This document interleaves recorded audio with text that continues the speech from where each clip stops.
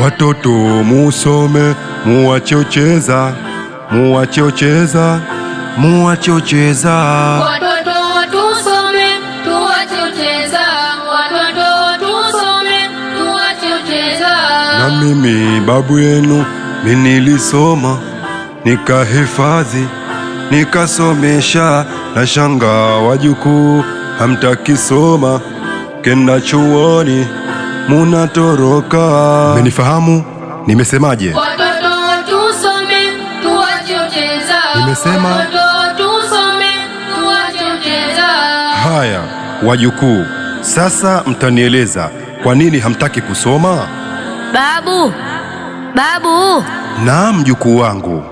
Nikenda chuoni, rafiki zangu wananiita twende mpirani, na kuwa sitaki, wanishawishi hadi nakubali, hata sasa sifiki. Ina maana bora marafiki kuliko kwenda chuoni, halafu wewe sio muelewa, huelewi kabisa. Ndio maana naambiaje, watoto tusome, tuache ucheza. Watoto tusome, tuache ucheza. Wewe kwa nini huendi shule? Una matatizo gani? Mimi rafiki zangu unipeleka kwenda mtoni. Adabu huna, nishakukataza. Shuleni unanipita, haiwezekani. Tena sipati soma kujiendea. Ala, marafiki waovu siwataki. Nimesema watoto tusome, tuache ucheza. Watoto tusome, tuache ucheza. Aili, wewe ni mkubwa, unatakiwa kuwasimamia wenzako. Kwa nini huwahimizi? Nikiwaambia hawanisikilizi. Kwa nini? Hawaniheshimu. Kwa nini? Wananiona tupo sawa. Dawa yao ipo jikoni hao. Babu, nakwambia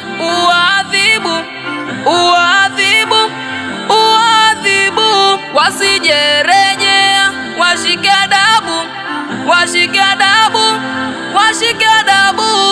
Barabara mjukuu wangu, kupiga siyo malezi, nisikizeni wasia wangu kwa umakini. Mtoto aliye mwema kwa siku zote, yule ambaye kwenda chuoni pia skuli. Kwenu nyinyi wazazi, tujitahidi kuwasomesha, kufuatilia kwa umakini. Ndio maana naambiaje, watoto tusome, tuache ucheza.